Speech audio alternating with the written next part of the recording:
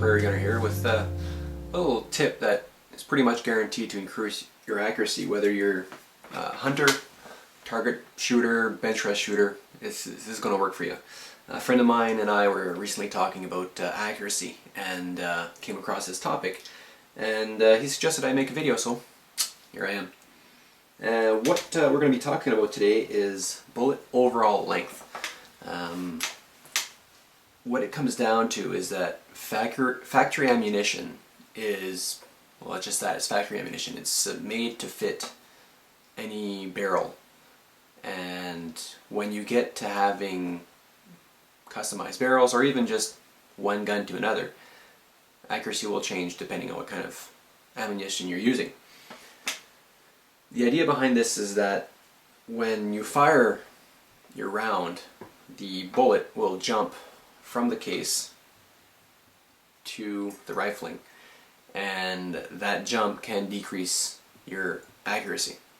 So what we're attempting to do here is to get the bullet as close to the rifling as possible without touching, because when it touches, then you start changing your pressures and you can get a pressure spike, which is extremely bad. So you don't want it touching. And before you get to this step though, you want to find a powder and bullet combination that your gun likes, that is accurate, that you like shooting, and then we move to this step. You also don't want to be shooting in maximum loads here, because we're going to be changing the case volume by changing the bullet length, or the case length. So it will change your pressures, and you don't want to be going over max pressure. So don't start at max loads. Not a good idea. We're going to do overall length first, and then we move to working up our powder loads. So what we're going to start with here is a Fireform brass. It's been shot in my 303. I'm just using a 303 because that's what I have handy right now. I took a triangle file and cut a little groove on the side there. Okay? And you can use a triangle file, you can use a round file, whatever you happen to have. Triangle file worked best for me.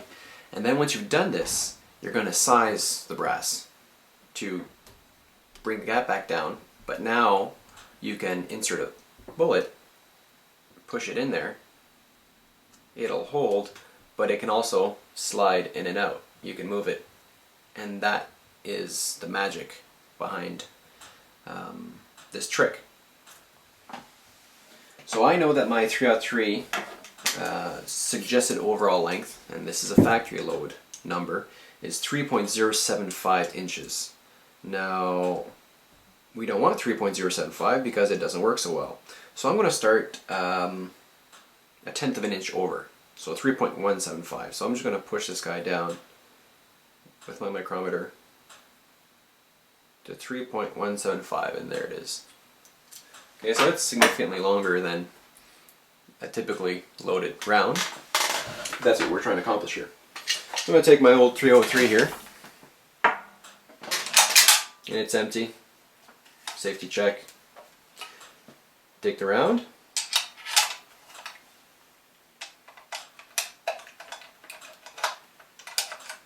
Chamber it.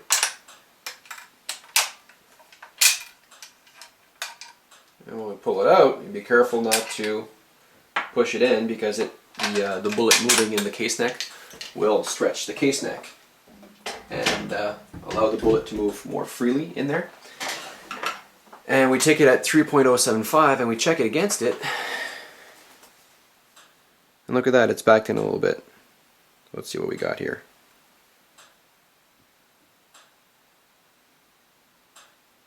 No, not quite enough.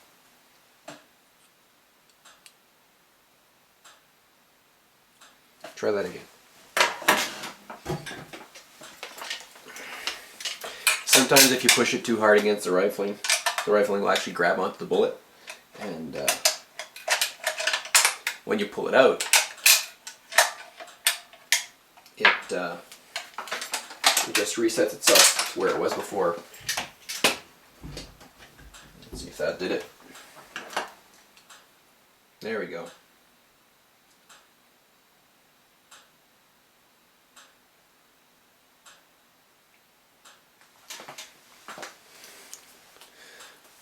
3.136.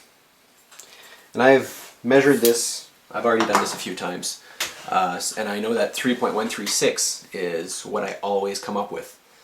So that is the point where the bullet itself is touching the lands in the rifling. Now you don't want to start at 3.136 like I said before, because now you're touching and that will cause pressure issues. So what you want to do is drop it down by 0.005, so 5/1000ths of an inch, and we come up with 3.131 being your maximum overall length. You never want to be above that, and you can go in increments of 200ths, so 20,000ths, or 5/1000ths, whatever you want to do, and move back and forth. Well, obviously if you're starting at your maximum you're going to go down, but if you want to start at your suggested factory overall length and move up to that, making sure you never go over your maximum that we've just measured, that's perfectly fine too.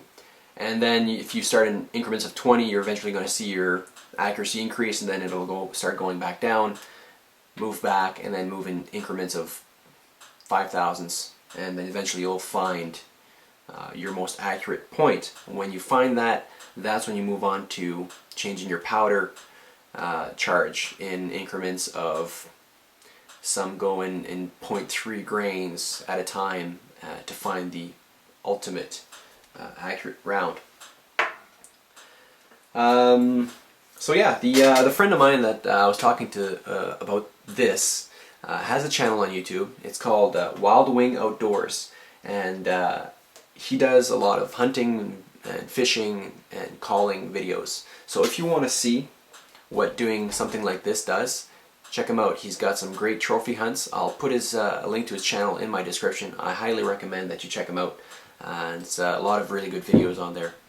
As always, I invite you to comment on the video if you saw something you like, or if you have an opinion, go ahead. Rate, click like if you liked it, share the information with a friend, and if you're so inclined, click on the subscribe button out there. As always, shoot safe, shoot often. I'm Mr. Prairie Gunner.